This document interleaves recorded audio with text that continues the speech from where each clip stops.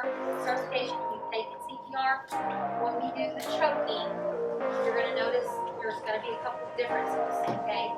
Because you don't have to be CPR certified working. My name is Marissa Jade Valadez. I am a senior at VISD High School and I'm in the CNA program. The reason I joined the CNA program is because I hope to one day be a registered nurse working with pediatrics or possibly in the NICU working with neonatal patients.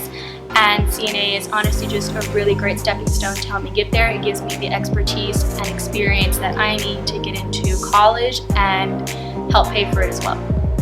There's a lot of things that we've learned in this program. We've learned CPR, how to help a patient if they're choking. We've gone over numerous guidelines such as HIPAA, Health Information Act, everything that we need to know once we get to where we need to be when we're actually taking care of patients.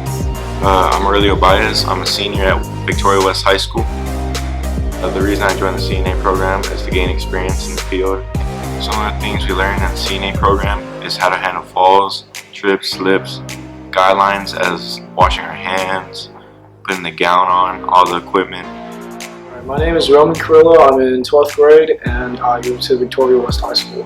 I joined the CNA program to get more experience to help me in my healthcare career to become a doctor.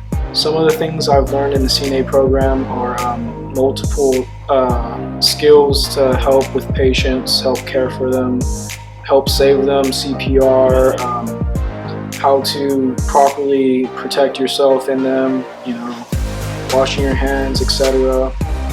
If you're interested in this program, I would say just go ahead and do it. If you think you might be interested in health, this is a great way to go.